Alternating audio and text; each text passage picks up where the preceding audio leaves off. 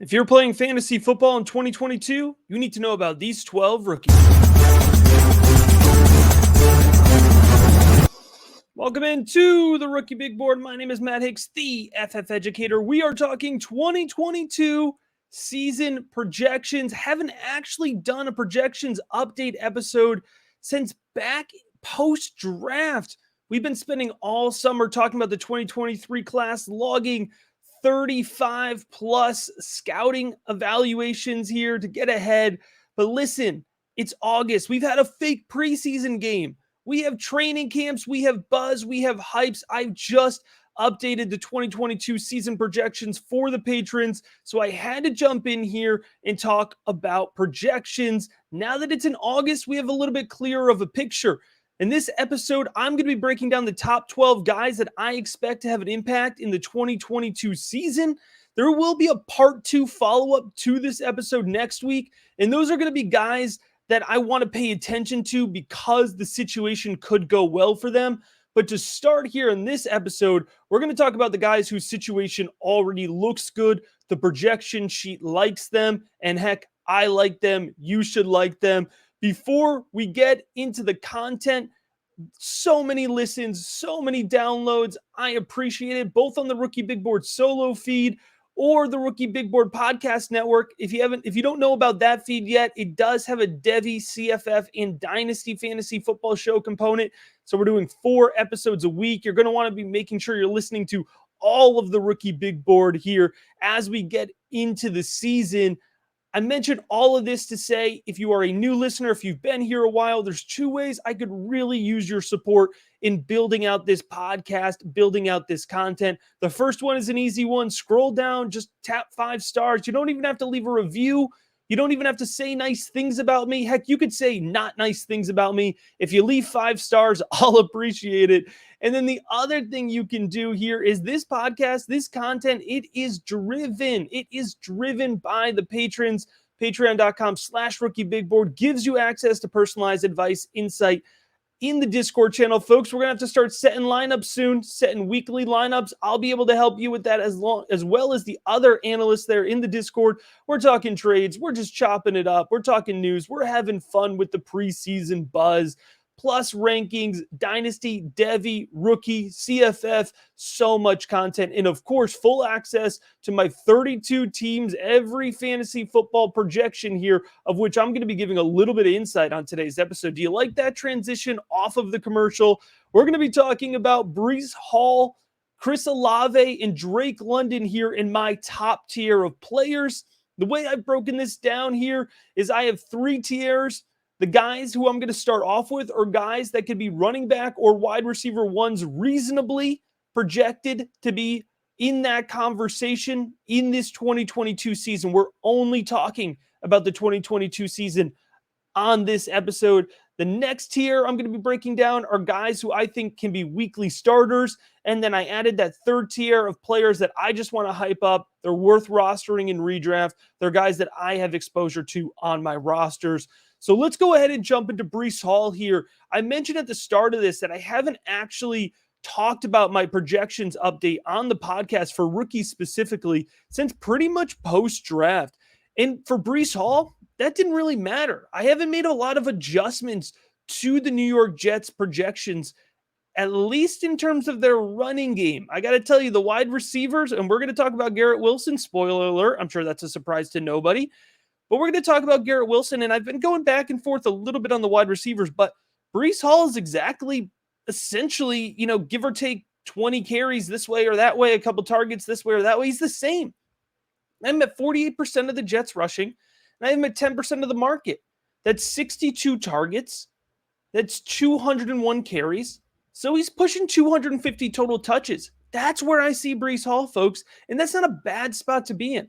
I have him at 11 touchdowns. If you go into the projections right now and you filter by running back, you just click on the running back tab. You don't even have to filter. I filtered ahead of you. You'll see where Breece Hall is. He is running back 13 for me right now. He's just below Nick Chubb, and he's just above Ezekiel Elliott. And that just feels where Breece Hall should be. I'll talk about some of these projections where I'm like, yeah, I'm not sure that feels right, but that's where the numbers add up. That to me is exactly where Breece Hall should be. He feels like a high floor guy. I think Michael Carter's still going to have a role in the offense, so I do think there is some cap on his ceiling at least this season, and at least until we see it. I'm going to talk about this a little bit more with Garrett Wilson, but the Jets offense, it does scare me. It's a young offense. A lot of things need to come together. But I think either way, Breece Hall is going to be there. I don't think we need to see too much to see Breece Hall come together. All right, let's talk Chris Olave. By the way, Breece Hall, 14 fantasy points per game. I'm going to talk about fantasy points per game as I move through these. 13 fantasy points per game for Chris Olave. I like Chris Olave a latte. Sorry, could not. It came to mind. I couldn't let it go. I had to say it. And Chris Olave, I still have him at 20% of the receiving market. There's a lot of news coming out of camp. A Michael Thomas buzz, Jarvis Landry buzz. What I don't think folks really understand is the New Orleans beat is talking up Chris Olave. They're specifically talking up the way that Chris Olave is connecting with Jameis Winston. I think Olave leads this team in targets, 115 targets. I know that sounds like a lot for a rookie, but it's really not unfathomable. Justin Jefferson, a couple of years back, Jamar Chase, Jalen Waddle, all these rookie wide receivers went over 100 yards. Chris Olave was a first-round selection. I think a lot of people view him as this tier 2 or tier 3 rookie wide receiver. He is not, folks. I have him projected for over 1,000 yards, 7 touchdowns. If you want a limitation for Chris Olave versus some of those other names that I mentioned, right, he's not going to be Justin Jefferson necessarily. He's not necessarily going to be Jamar Chase because those guys had the touchdowns to really push those targets. I think Chris Olave is going to be 7 touchdowns. I think Michael Thomas is going to be right there with 6. Jarvis Landry, 5. And I'm not ruling out Marquez Callaway. I think Callaway can be a deep threat for that team. He's not going to be super fantasy relevant, but I think he can get touchdowns in there. Alvin Kamara is going to get his receiving touchdowns. He'll get his, right? But there's plenty of targets left over for Chris Olave. I'm a big fan of Chris Olave. When you look at him in the overall projections of wide receivers, right now he's wide receiver 19 for me. So when I mentioned, wide receiver 1, we're going to need a little bit of help to push him there. And the key for me is how often is Jameis Winston going to be throwing the ball? Is it going to be huck it, chuck it football? Because that is only going to help Chris Olave out. Or is it going to be a little bit less than maybe we saw in Tampa Bay? I'm actually projecting a little bit less, and that's how I get Chris Olave to 19. So if we get really hyper huck it, chuck it football, as I call it, for Jameis Winston, then Chris Olave could be a wide receiver 1, borderline. Now, he's coming in just below Amon-Ra St. Brown, just below Robert Woods, just above Hunter Renfrow, and just above wide receiver 21. And folks, that's Drake London at 12.8 fantasy points per game.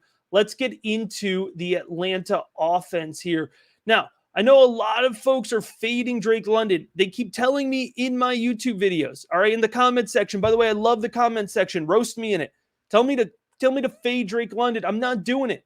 But you can let me know, of course, about all the projections here. And maybe a player that you wanted me to talk about. Maybe I'll get to him next week. Drop it in the comments. Let me know on YouTube. Of course, I love chopping it up in the comments. And obviously, the patrons, we talk about it in the Discord. So let me know there. And I know you will. But Drake London, I do have at 105 targets. And before we freak out, do have Kyle Pitts at 115. All right, so I have Kyle Pitts with more targets. I know I'm the Kyle Pitts hater here, but where Drake London is going to cut into Kyle Pitts and where he's going to cut into cut out his fantasy points, however you want to say it, it's the receiving touchdowns. Folks, Drake London is going to be the target in the red zone. All right. And if you don't believe me, just watch some training camp buzz hype videos. I know they're nothing but BS, but you'll kind of see what I'm getting at. I mean, he's already mossing experienced DBs. This is who Drake London is. He's a big-bodied guy. He plays above the rim. I'm just repeating myself. I talk about this all the time ad nauseum about Drake London. 14.5 yards per reception, over 1,000 receiving yards here. I have Kyle Pitts at 5 receiving touchdowns. I have Drake London at 7. Kyle Pitts is going to get his, but when Marcus Mariota is looking for a guy in the end zone, I think he's going to look at Drake London first. 12.8 fantasy points per game. Wide receiver 21 in my projections. That's just above my guy, Gabriel Davis, slightly above A.J. Brown, slightly above Darnell Mooney. It's a real nice row of guys there for me. Amon-Ra St. Brown, Chris Olave, Hunter Renfrow, Drake London, Gabriel Davis. I won't take credit on Hunter Renfrow, but I smashed on Ross St. Brown. I smashed on Gabriel Davis. So if these two guys hit, then that's going to be a real home run of rows here for my fantasy football guys that I'm putting projections on too. So that's my top tier here. The next tier is actually 6 guys. And I'm going to start here. By the way, not just, 6 guys. Let me give a little bit of context here. 6 guys that I think can be weekly starters. All right, guys you plug in consistently into your fantasy football lineup. Maybe they're more in that RB2, RB3 kind of window there, that gray area. Same thing for wide receivers. We're going to talk about 2 running backs and a wide receiver in this first set of guys, but tier 2 has a second set of guys as well. Let's get into it. Kenneth Walker, 12.1 fantasy points per game. Listen, it seems to me like you either believe in Rashad Penny or you don't believe in Rashad Penny. I've seen enough of Rashad Penny to know that I've never seen enough of Rashad Penny, right? When he flashes, he looks good. It's a nice clip. He could get a nice 6-game window together, but he hasn't done it over time. Seattle knows that. They didn't use a top 40 overall pick to not use the most explosive running back in college football last year. Folks, this guy was in the Heisman contention. Kenneth Walker is an absolute phenom, and folks have written him off. I mean, completely written him off, thinking that Rashad Penny, who's on the last year of his contract, he hasn't been able to get on the field consistently and produce, is just going to totally overtake this offense. No, I'm not ruling Rashad Penny out of the offense. I only have Kenneth Walker at 42% of the rushing market. Give 37% to Rashad Penny. But those touchdowns are going to go Kenneth Walker's way. 908 rushing yards, 9 touchdowns. I only have him at 26 receptions. But guess what, folks? Seattle is going to run the ball first. They're going to run the ball second. They're going to run the ball third. They're going to throw the ball fourth. They're going to run the ball fifth. All right? Pete Carroll has fired offensive coordinators because they haven't run the ball enough. He has Drew Lock and Geno Smith. And he just drafted Kenneth Walker with a top 40 overall pick. And the Seattle Seahawks, by the way, are not in a position to be drafting running backs with top 40 picks. But they've started to piece together their offensive line a little bit more. And I think Kenneth Walker has a real shot to be an impact rookie right off the bat. And I think he's a screaming value right now. In terms of my projections, I have Kenneth Walker at running back 19. That's just below Cam Akers. That's just above Travis Etienne.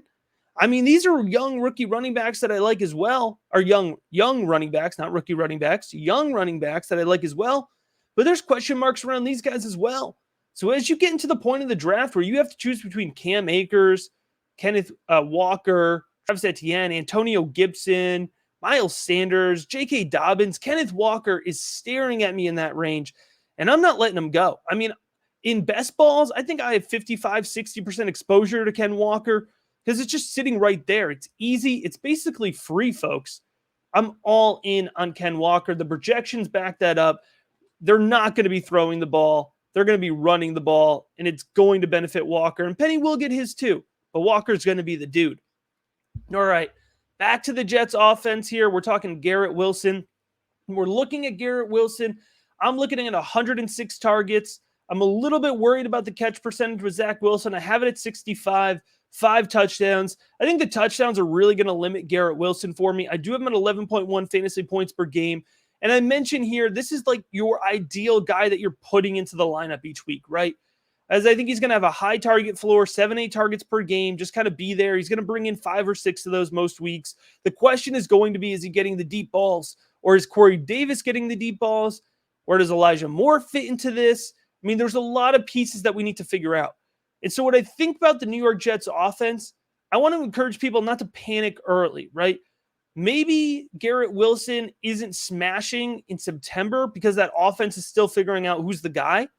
Or maybe Garrett Wilson has one big week 2, and maybe then he's, not so much week 1 and week 3, and he comes back in week 4, right? It could be a little bit of volatility there. But as we get into October, November, I'm hoping this offense is going to blend together. I'm hoping Zach Wilson is going to find rhythm. They're going to figure out when the ball goes to Garrett Wilson, when the ball goes to Elijah Moore. But I do have Moore leading the way in touchdowns. I do have Corey Davis getting his own touchdowns in this equation too. And I actually have this rotating cast of tight ends as being the primary targets in the red zone. Like, I'm not thinking of Garrett Wilson or Elijah Moore as primary red zone targets. And I think Corey Davis can be, but I think Uzomah, Conklin, and Rooker are probably going to be the guys that see a lot of the red zone targets, which is going to hurt Garrett Wilson's upside. And now, folks, I just can't get off of James White. And I was somebody who was a little bit reserved on James White going through the process because I really needed him to be in a landing spot where the projections worked for him. And Buffalo actually really does work for him. And I know not everybody feels that way, but let me get into it a little bit here before you write off James Cook. 11.1 fantasy points per game. That's probably more than where some folks are projecting him, right? James Cook, I have 122 122 rushing attempts. Where I think is going to be the key is I have him at 65 targets, which I know is a lot, right? Folks are not going to be just expecting Josh Allen to dump the ball off. One, I think Josh Allen will check the ball down more. Everybody keeps saying Josh Allen has never checked the ball down in his career. Who's he checking the ball down to? Zach Moss? Devin Singletary? I mean, who is he checking the ball down to? I would check the ball down a lot more if I had James Cook to check it down to. And here's the other thing. James Cook has been getting work out of the slot. They've been moving him around. I think they're going to be creative with him. So 65 targets, it may be a little aggressive, but I have 4 touchdowns on the ground, 4 through the air. I'm going all in on James Cook. Maybe it doesn't pay off. Maybe I look too aggressive down the road here, but I like James Cook's projection here in the Buffalo offense. I think he can play in and be a factor. And we talk about that running back dead zone. James Cook is kind of in the middle there. I actually have him at running back 22. But he's real close with David Montgomery, Clyde Edwards-Helaire, Damian Harris, Devin Singletary, Josh Jacobs. Listen, if I'm choosing between James Cook and those guys, give me a little bit of upside, man. David Montgomery's boring. Josh Jacobs is boring. All right? Give me some upside. Don't cop out. Play fantasy football. Be aggressive. We swing. We miss. Maybe we miss on James Cook. But he's somebody I'm taking a swing on over David Montgomery or Josh Jacobs. All right, we're talking Treylon Burks. A lot of folks have been upset because I haven't been talking up Treylon Burks too much. He's always been just outside of this conversation, but he gets in on today's show. I am at 103 targets. That might get tweaked down a little bit as we go here. But when you look around at the Titans offense, it's Robert Woods, it's Treylon Burks, and the question remains, like, who else is getting those targets? And I actually think Kyle Phillips will get his. But the tight ends aren't soaking up targets on this offense. The running backs aren't soaking up targets in this offense. There's a lot of targets to go around here. The key for me is Treylon Burks. What's that yards per reception? I actually have it pretty low, 11.5 right now. 769 receiving yards, 7 touchdowns. That's going to put Treylon Burks in a pretty good situation here when we're talking about wide receivers overall. We're putting Treylon Burks in wide receiver 40. That's just below Garrett Wilson at wide receiver 39. That's just above Juju Smith at 41. It's Sky Moore at 42. Let's talk about Sky Moore out of the Kansas City offense. I like Sky Moore a ton. Y'all know I love Sky Moore's tape. The landing spot's exciting because he's with Pat Mahomes. But I think they're honestly going to distribute the ball around a lot. And I know, it's easy to write that off and say, that's preseason talk. But if you look around here, Kelsey's going to be the dude. The offense, the passing game is running through Kelsey. That's just accepted. Juju's going to get his. I have Juju at 16% of the Kansas City market share, which is 108 targets. And then I have Sky Moore right there at 14% of the market share at 94 targets. Sky Moore is a little bit more explosive, and I don't think he needs a high target volume to be a weekly impact player. The key for me is, where do those touchdowns go? I have Sky Moore at 5 touchdowns right now. If he can get closer to 7 or 8 and be that real explosive deep play threat, then we're talking about a guy who's going to finish in wide receiver 2 territory.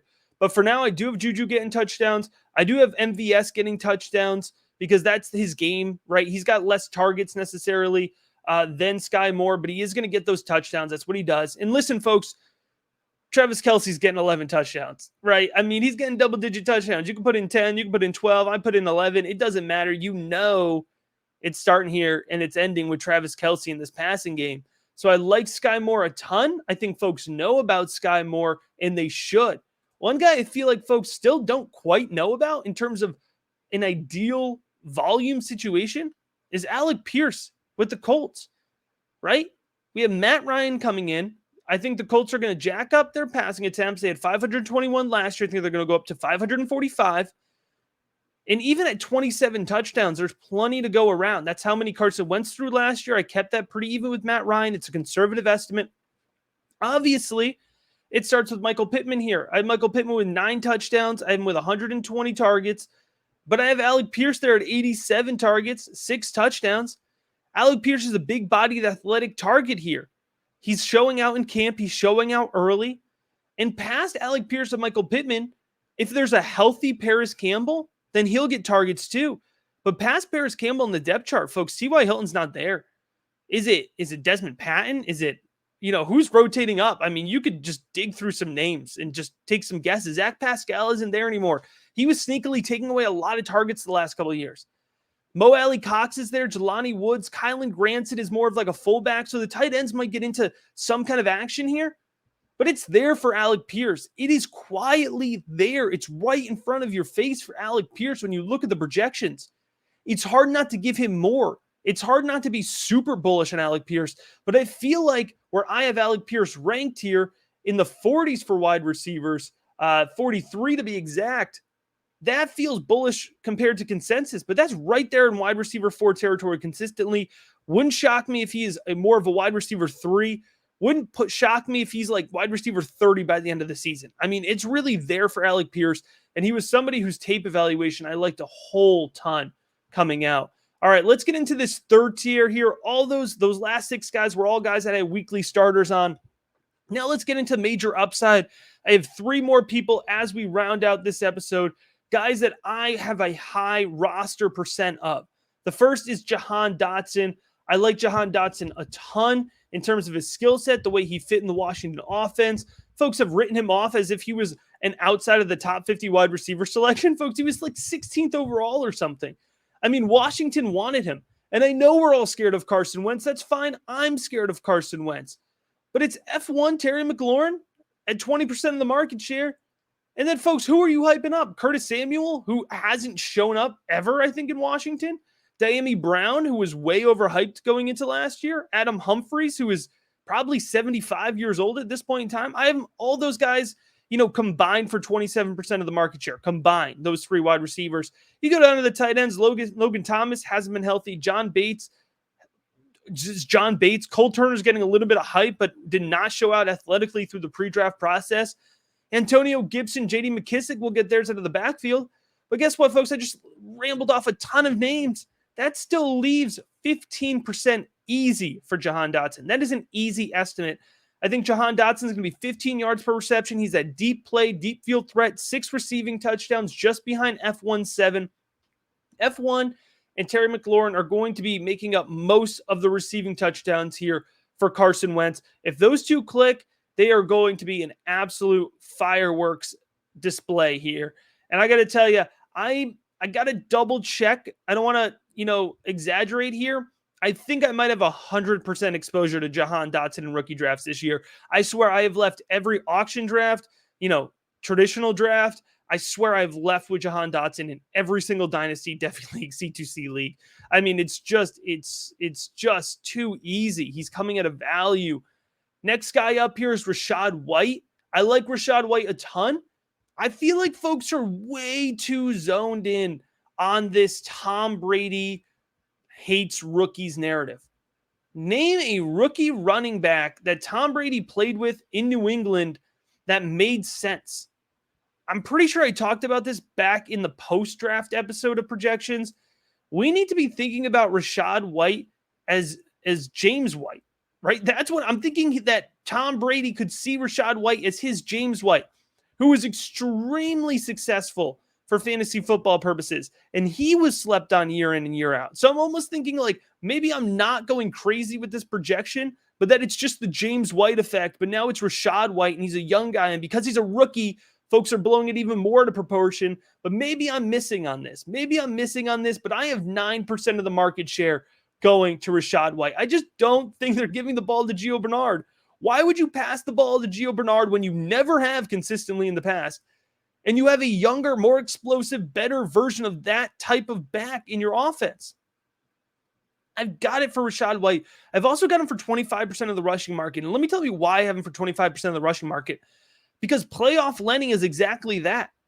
I think they are going to ease Leonard Fournette into a heavy workload. They don't need Leonard Fournette for September. The Tampa Bay Buccaneers need Leonard Fournette for the playoffs. They don't need him for September. The Bucs are going to win with or without Leonard Fournette getting 20 carries a game. You can give 10 to 12 carries to Leonard Fournette. You can give 8 to Rachaad White. You can mix this thing up, man. And you are going to be perfectly fine if you are the Tampa Bay Buccaneers because you have Tom Brady. He's throwing the ball to Mike Evans. He's throwing the ball to a healthy Chris Godwin, right? So there is so much opportunity for Rachaad White to be an impact player this year, and he's essentially free in seasonal redraft leagues.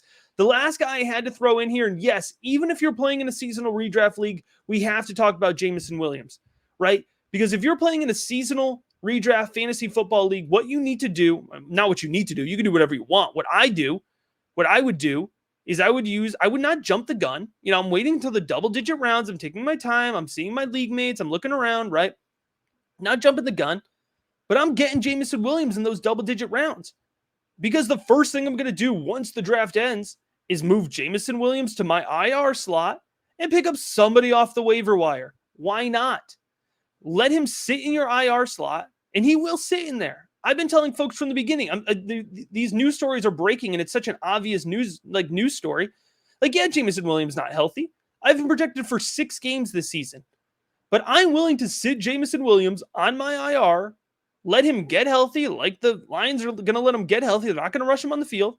And if you can get 6 games at Jameson Williams at my projection for him, which is 14 fantasy points per game, which if you're following along here, that's the most fantasy points per game of any wide receiver, any player I've talked about in today's episode.